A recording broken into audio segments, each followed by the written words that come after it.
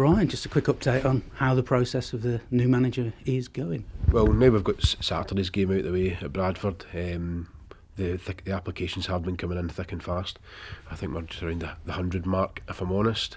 I have always said that we need to give every single person who's applied a proper and thorough look at their CV to either discount them or to try and break down into a short list of those who we feel can potentially take the club forward. It is a bit of work going on just now. Obviously behind the scenes, you're also trying to almost do a bit of due diligence on the ones who you maybe identify to try and look at in behind them and see if they're the right characters, because it's important that we get the right person, not just in all ways really for the club, that fits the club at the same time, who buys into the likes of our youth set up, who buys into our involvement with the community, who buys into everything about the football club. And the personality needs to fit the club as well as everything else. It's got to be a two-way thing. Is it a case of looking at the ones coming in and then moving into piles of maybes, wants and stuff like that? There are kind of three categories really. There are ones who have applied and shown an interest. Some of those who have actually applied are under contract in other clubs just now as well. And then there are ones that you look at yourself who perhaps don't want to apply because because they're maybe under contract to other clubs as well. And so you're looking at the three categories and trying to work out what is the best fit and what is the best for the club. I suppose that's the case now. It's coming into a club where there's a Shrewsbury Town sort of model in a way being built. Yeah, at the end of the day, it's important that we get the right person who fits that model. And goes with everything because at the end of the day it'll only work if it works both ways, and it's that we do our best to try and pick the right person.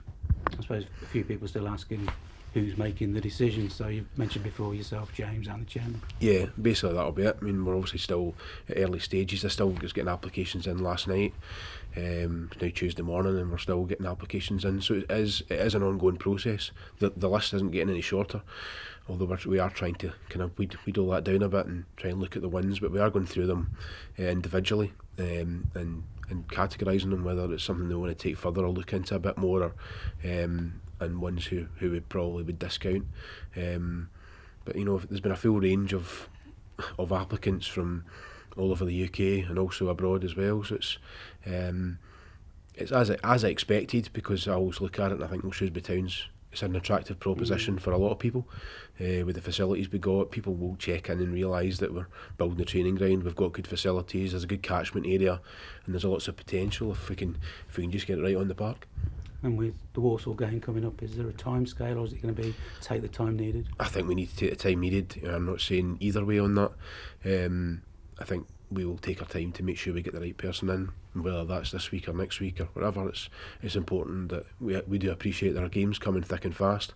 Play Sheffield United on Tuesday night as well, so obviously the earlier we can make a decision the better, but it is important that we make the right decision. Is it the time where it's sort of interesting to read the media and see the names being linked and going like, you're very far off, or ooh? No. I don't tend to read the media and find out the speculation, because my feelings on speculation. I've got too much time I'm not getting enough time at the moment to look through all the applications, so I don't deal with speculation. Good man.